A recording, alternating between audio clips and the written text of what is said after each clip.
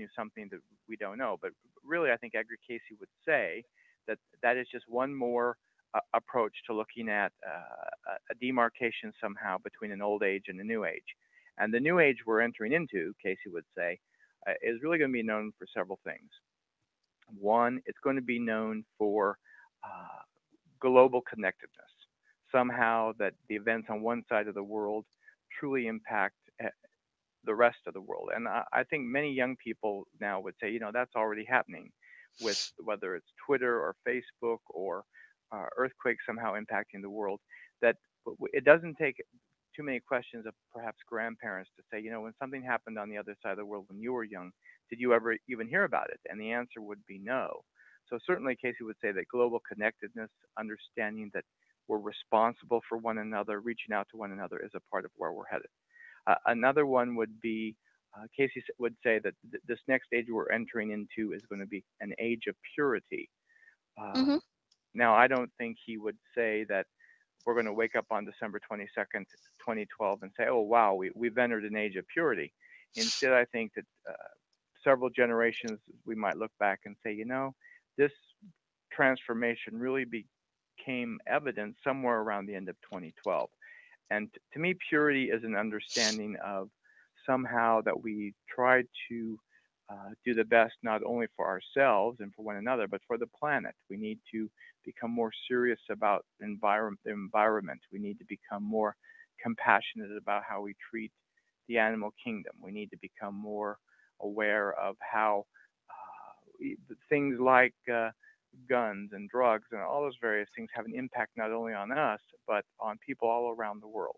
So I think we're Mm-hmm. becoming much more cognizant of how we impact the world and our own role in creating purity. And then the third thing I think he would say is that it will be a time when each and every soul, regardless of his or her religious background, will be able to have real communication with the divine, somehow really feeling like they communicate with that individual's understanding of God and get direct insights and guidance. So, those three things: global connectedness, purity, and a connection to divinity are really the age we're heading into. And I think it's going to become very evident in many, many people's lives, perhaps in the next generation. Okay, thank you. And we will be right back after the ID break. You are listening to the Star Child Network on SQR.FM radio with your host, Tiffany Howe. Please join us each Sunday at 5 p.m. Eastern Time as we begin to empower our youth with love, light, and knowledge, guiding them to their heart center and providing a clear path to have a planet full of wonder, excitement, and self-mastery of life. Call or Skype us with questions or comments at 201-793-9022. Enter code 957-9082 and press the star 9. For additional information and tools, visit our website at www.heavenblessedlifecenter.com. Now, let's continue with our show, including our Stardust panel and wonderful guest and your host, Tiffany. Hello, and welcome back, Kevin. Thank you. And I have a question. How did you get involved in ARE? I actually got involved when I was 15 years old. When I lived in Denver, Colorado at the time, and I liked to read the paper. And the local paper, the Denver Post, had this article about a woman who remembered who was hypnotized in 1954, and under hypnosis remembered a past life as a woman named Bridie Murphy.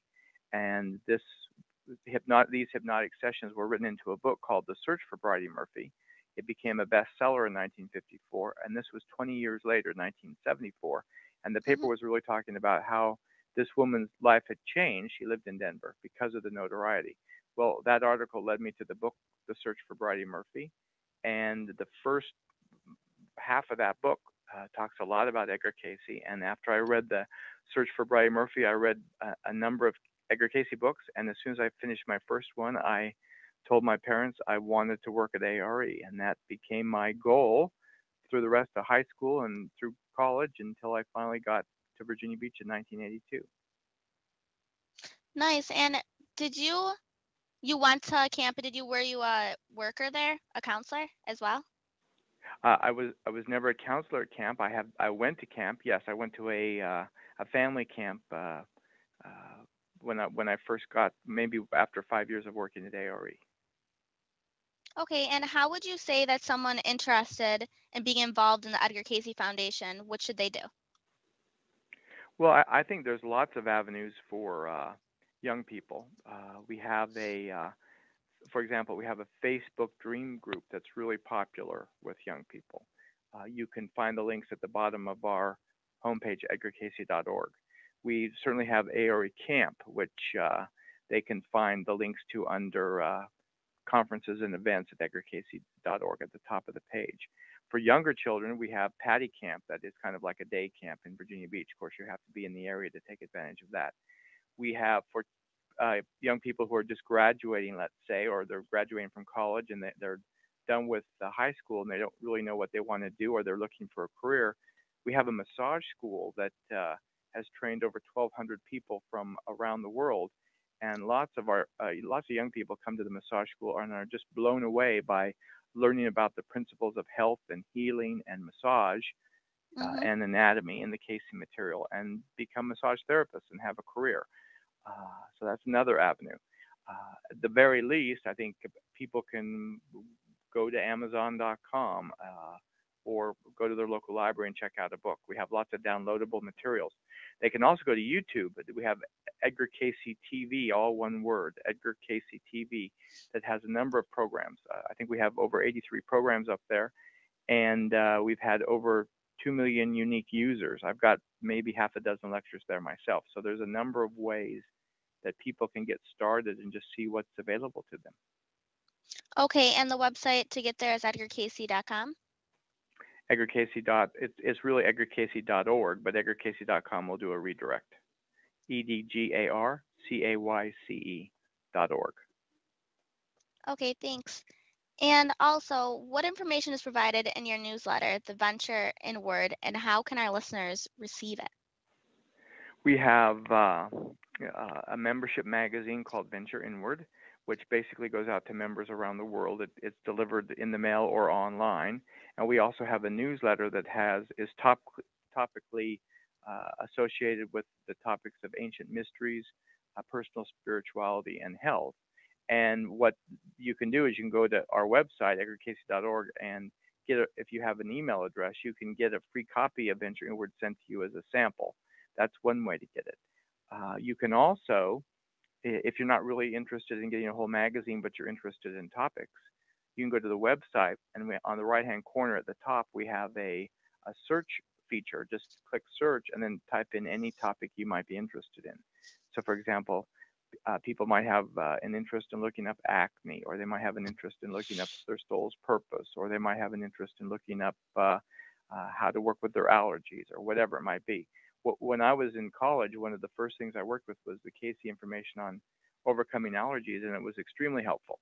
I used to get 6 allergy shots a week. I went twice a week for 3 shots both times, and working with the Cayce material and allergies, I don't get shots anymore. So there's just Oh, a wealth of material. Cayce mentioned more than 10,000 different topics. oh my goodness. Imagine if Edgar Cayce was still alive today. You could just like think about what he would do with all the questions and people that are asking. And do you think his archives are relevant to the world today? Oh, absolutely. I mean, people, even though the world has changed technologically, and I think that our delivery systems are certainly different, and perhaps our teaching systems are different, people still have the same questions, like well, when will I find a relationship? Where am I supposed to go to school? What am I supposed to do when I grow up? What's the purpose of my life? Why am I here? Uh, how come I have a hard time getting along with my parents? I wrote a book, for example, called Edgar Cayce on Reincarnation and Family Karma, that lots of people, actually, they've used it at ARE Camp during some of their family camp activities, because it really gives some great examples from the Cayce files of how we're brought together as a family for very specific reasons, and that sometimes when we're learning the lessons we're trying to learn, it can be a very challenging experience for all concerned. And and how do we work through that, and how do we